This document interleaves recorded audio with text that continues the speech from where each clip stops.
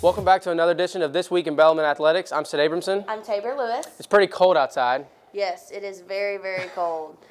It's miserably cold. It's miserably cold. That is a great word for it. Luckily, athletics has been playing inside. The basketball teams were here in action here at Knights Hall last Monday. They played the University of Southern Indiana. The women had a good game. Yes, they won 72-62. Sarah Galvin with another big game with 17 points. And then Mackenzie Martinez, 15.7 assists. So great game for the girls.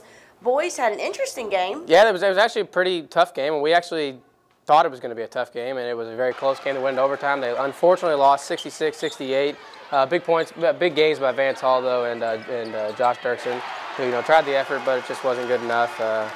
University of Southern Indiana was a pretty good team. Yes, and then the teams went back out on the road this past weekend. Thursday they played Wisconsin Parkside. The women came out with the victory, 82-77. So good job for them. Right. The boys kind of shaky. They unfortunately lost again, 74-76. That was 2 games in a row, and they actually had an interesting trip up. I'm sure most of you heard that they had the minor bus accident. Yes, could have gotten their heads a little bit. Yeah, I'm kind of glad I didn't go. I was supposed to go and call the radio, so I was kind of glad when I got the text at midnight saying that the Bellarmine bus team got in a crash. But they unfortunately lost 74-76, and then they were back in action. Both teams were on Saturday against Lewis University. The women unfortunately didn't win. 90-82 was their loss, and then the men, first losing streak since 2007. Yeah, they lost again, 68-76 against Lewis. So, but luckily they do return this week, and hopefully they can bring out the W. Yes, I have a feeling that Coach D is going to be on them, and I do have a feeling they're practicing right now in the gym behind us as we speak. So I have a feeling that he's getting on them, and they're working really hard. Yeah, the lacrosse team, and this as we talk about cold, the lacrosse team was back in action for the first home game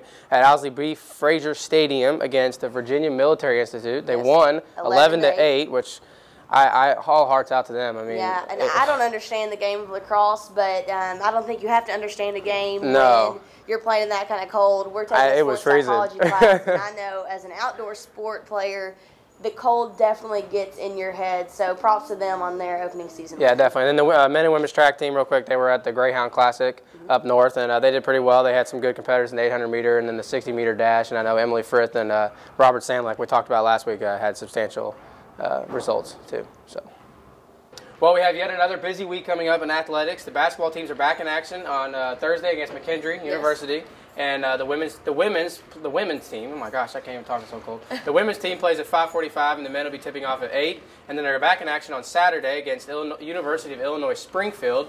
The women will be tipping off at 1, and the men will be tipping off at 3:15. And that is homecoming game. Yes. It's homecoming week. And a reminder to students: don't forget to vote for your homecoming representatives. Queen, yes, do not forget to vote for that. The track team will be participating in the Indiana Relays this weekend on Friday and Saturday, and the swimming team will be at a meet at Center College. So best of luck to all the teams this week. Catch us on Monday. We'll bring you the results. I'm Taber Lewis. I'm Sid Abramson. Go Knights.